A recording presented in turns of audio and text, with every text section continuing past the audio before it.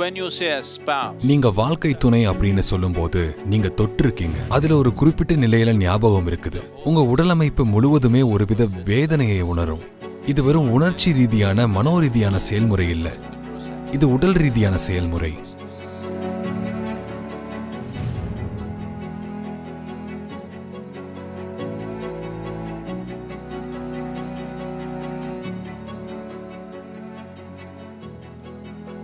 you need to understand this. நீங்க இதை புரிஞ்சுக்கணும். இப்ப நான் நீங்க சொல்றது ஞாபகங்களோட ஒரு பெரிய குவியல். உங்க உடல் அது இருக்கிற விதமா இருக்கிறது, அது சுமக்கிற மரபியல் ஞாபகத்தால தான்.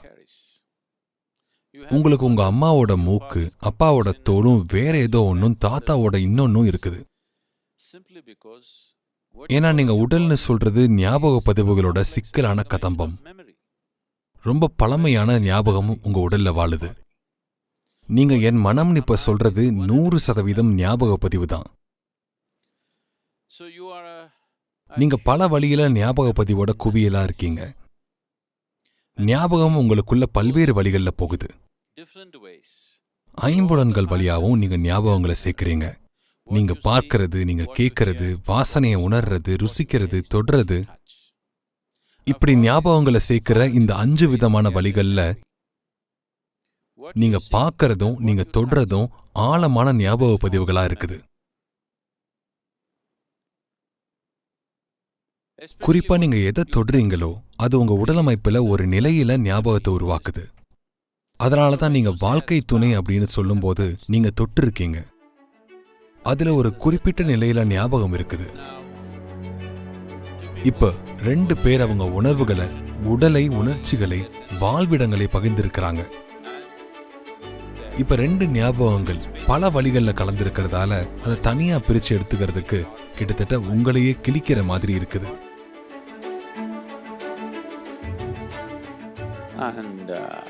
அது சுலபமா இருக்காது. அதுக்கு பல காரணங்கள் இருக்கு. ஆனா அதே சமயம் நீங்க விவாகரத்து செய்ய போறீங்க அப்படின்னா அந்த ஞாபகம் உங்களுக்குள்ள ஏதோ ஒரு விதத்துல போதும்னு ஆயிடுச்சு. அந்த ஞாபகத்தை அழிக்க விரும்பாம இருக்கலாம். ஆனா வாழ்க்கை துணையா இருந்த ஒருத்தங்க, பல வழியில உங்க வாழ்க்கையோட அங்கமா இருந்த ஒருத்தங்க, ஏதோ காரணத்தால நீங்க அவங்கள சுமக்க விருப்பமில்லாத ஒரு சுமையா உணர ஆரம்பிச்சிட்டீங்க. அதனால அந்த சுமையை ஓரமா வைக்க விரும்புறீங்க. ஆனா அந்த சுமை நீங்க விரும்பி சுமக்கிற விஷயம் இல்லைன்னு பாக்குறீங்க. அது கட்டாயத்தால உங்களோட ஒட்டி இருக்குது. கட்டாயத்தால உங்களோட எது ஒட்டி இருந்தாலும் அதை கிழிச்செடுக்க பார்த்தா அங்க வலி இருக்கும். என்னதான் உங்களால அந்த நபரை, உங்க வாழ்க்கை துணைய தாங்கிக்கவே முடியாத நிலைக்கு நீங்க வந்திருந்தாலும் அப்பவும் அது வலிக்கும். ஏன்னா எது நீங்களா இருக்குதோ அந்த ஞாபகத்தை நீங்க கிழிச்செறிய பாக்குறீங்க. நீங்க ஞாபகங்களோட குவியல் தான். உங்க வாழ்க்கை துணையை பத்தின ஞாபக பதிவு சேர்ந்து இருக்குது. அதை அப்படியே தூக்கி எறிய முடியாது. அப்படி செஞ்சா மனதளவுலையும் மனவியல் அளவுலையும் உங்களால அப்படி செய்ய முடிஞ்சாலும் அப்பவும் என்ன கவனிப்பீங்கன்னா உடல் முழுவதும் தவிர்க்க முடியாத ஒருவித வேதனையை உணரும். உணர்ச்சி அளவுலையும் மனதளவுலையும் நீங்க அதை கையாளக்கூடிய சமநிலையோடு இருந்தீங்கனாலும் உடல் அமைப்பு ஒருவித செயல்முறையை எதிர்கொள்ளும். குறிப்பா விவாகரத்தினாலேயோ மரணத்தினாலேயோ உங்க வாழ்க்கை துணைக்கிட்ட இருந்து நீங்க பிரிக்கப்பட்டா உங்க உடலுக்குள்ள இருக்கிற ஞாபகம் அவங்க இல்லாத போது இன்னும் வலுவா வெளிப்படுறத கவனிப்பீங்க. குறிப்பா மரணம் நேரும்போது உங்க வாழ்க்கை துணையோட ஞாபகம் உங்க உடல்ல இருக்கிற ஒவ்வொரு செல்லுலையும் வேலை செய்யும். நீங்க நீண்ட காலம் ஒன்னா வாழ்ந்திருந்தா அப்படி இருக்கும். அது வெறும் உணர்ச்சி ரீதியான மன ரீதியான செயல்முறை இல்ல, அது உடல் செயல்முறையா இருக்கும். அதனால விவாகரத்து விருப்பத்தோட இறக்குற மாதிரி. ஏதோ ஒரு விதத்துல உங்க அங்கமா இருக்கிற ஒன்ன நீங்க கொல்லணும்னு முடிவு செஞ்சிருக்கீங்க. இந்த காரணத்தால பிரபஞ்சத்தோட தன்மையையும் உடல் அமைப்பு இயக்கிற விதத்தையும் புரிஞ்சுக்கிறதால அவங்க எப்போதும் உங்களுக்கு என்ன சொன்னாங்கன்னா மரணம் உங்களை பிரிக்கும் வரை நீங்க பிரியக்கூடாது. ஏன்னா அத பத்தின உடல் ரீதியான ஞாபகம் இருக்குது. அதோட உடலுக்கு மனசுக்கு இருக்கிற அந்த சமநிலை இருக்கிறதில்ல.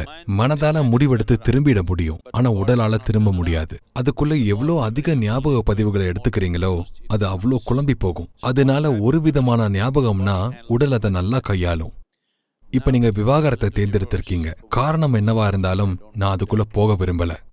அதை தவிர்க்க முடியும்னா அது நல்லா இருக்கும். ஆனா ஏதோ காரணத்தால நீங்க இந்த சூழ்நிலைக்கு வந்துட்டீங்க. இப்ப இது நடந்தே ஆகணும். நீங்க இதை புரிஞ்சுக்கணும். விவாகரத்து அப்படின்னா உங்களோட அங்கமா இருந்த ஒன்ன நீங்க கொல்றதுக்காக தேர்ந்தெடுத்திருக்கீங்க. ஏன்னா நான் நீங்க சொல்றது ஒரு குறிப்பிட்ட அளவு ஞாபக பதிவுகள். இப்போ இதை நேர்த்தியா கையாள்றது எப்படி? பெரும்பாலானவங்க என்ன நினைக்கிறாங்கன்னா, விவாகரத்தை நடத்திக்க சிறந்த வழினா உடனே அதே மாதிரி அடுத்தடுத்த உறவுகள்ல குதிக்கணும்னு நினைக்கிறாங்க. இல்ல, அப்படி செஞ்சா உடலுக்குள்ள இன்னும் அதிகமான போராட்டத்தையும் கொந்தளிப்பையும் ஏற்படுத்துவீங்க. இந்த ஞாபக பதிவுகளை கரைச்சு போடுறதுக்கு உடலுக்கு போதுமான நேரம் இருக்கிறது ரொம்ப முக்கியம். உடலுக்கு அந்த ஞாபகத்தை ஒரு குறிப்பிட்ட தூரத்துல வச்சுக்க போதுமான நேரம் இருக்கணும். இல்லனா உங்களை எந்த மாதிரி இடத்துக்கு கொண்டு போவீங்கன்னா, உங்களை அமைதியாவும் ஆனந்தமாவும் வச்சுக்கிறது உங்க வாழ்க்கையில ரொம்ப கடினமான விஷயம் ஆயிடும். அதனால இந்த செயல்முறைய மேன்மையாவும் நலமாவும் நடத்திக்கிறது முக்கியம். ஏன்னா உங்க வாழ்க்கையோட ஒவ்வொரு அம்சத்தையும் மேன்மையாவும் நலமாவும் நடத்திக்கிறது முக்கியம். நீங்க உங்க வாழ்க்கை துணையை தான் விவாகரத்து செய்றீங்க. உங்களை நீங்களே விவாகரத்து செய்ய தேவையில்லை. ஆனா நீங்க இதை புரிஞ்சுக்கணும். நீங்க ஏற்கனவே உங்களை விவாகரத்து செஞ்சிட்டீங்க. உங்ககிட்ட இருந்தே நீங்க விவாகரத்தாகி தான் இருக்கீங்க. உங்க இருப்பை ஒரு பிணைப்பு உருவாக்குறதன் மூலமா நீங்க வளர்த்திருக்கீங்க. அதை எப்படி நடத்திருக்கீங்க அப்படிங்கறத பொறுத்து நீங்க ஒரு கூட்டணி அல்லது பந்தத்தை உருவாக்கினீங்க. எப்படியோ முழுமையா இருக்கிற மாதிரி உணர விரும்பினீங்க. இந்த மாதிரியான பெரும்பாலான கூட்டணிகள் ஏன் செய்யப்படுதுன்னா, நீங்களா தனியா இருந்தா போதாத மாதிரி முழுமை இல்லாம உணர்வீங்க. ஆனா வாழ்க்கை அப்படி இல்ல. இது தன்னளவிலேயே ஒரு முழுமையான உயிர் செயல்முறையா இருக்குது. இதுக்கு வெளியே இருந்து எந்த ஒரு உதவியும் தேவையில்லை. இப்ப நீங்க இப்படி ஒரு சூழ்நிலைக்கு வந்திருக்கிறதால உள்முகமா திரும்பி பார்க்கறதுக்கான நேரம் இது. நீங்க எப்படியும் ஒரு விவாகரத்து செய்றீங்க. அதை தவிர்த்திருக்கலாம், ஆனா அது நடக்குது. அதனால உங்ககிட்ட இருந்தே நீங்க விவாகரத்து செய்யாம இருங்க. உங்ககிட்ட இருந்துன்னு நான் சொல்லும்போது நான் ஞாபகத்தை பத்தி பேசல.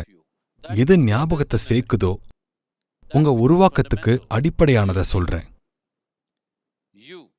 நீங்க ஒரு இருப்பா, நீங்க ஒரு உயிரா அதிலிருந்து விலகி இருக்காதீங்க. இந்த உயிருடைய முழுமையை நீங்க கண்டு உணர்றதுக்கான நேரம் இது. இதை நீங்க உணரணும். இது ஒரு முழுமையான உயிர். அது இருக்கிற விதத்துல இருக்க அதுக்கு வெளி உதவி தேவையில்லை. சமூகத்துல நம்ம வாழ்க்கையை நடத்திக்க நாம ஒருத்தர் சார்ந்து இருக்கலாம். ஆனா இதோட அடிப்படையான இருப்பு என்னன்னா, இதோட சமநிலை எப்படி இருக்குன்னா, இதோட சாத்தியம் எப்படி இருக்குன்னா, இது தன்னளவிலேயே ஒரு முழுமையான செயல்முறையா இருக்கு. நாம ஒருத்தர் சார்ந்து இருக்கிறது நம்ம வெளிநிலை தேவைகளை பொறுத்து இருக்குது. ஆனா நாம உள்நிலையில இருக்கிறது தன்னளவிலேயே முழுமையா இருக்குது. நீங்க உங்க வாழ்க்கை துணையை விவாகரத்து செஞ்சா அதுவே மோசமானது. உங்களை உங்ககிட்ட இருந்தே விவாகரத்து செஞ்சிடாதீங்க.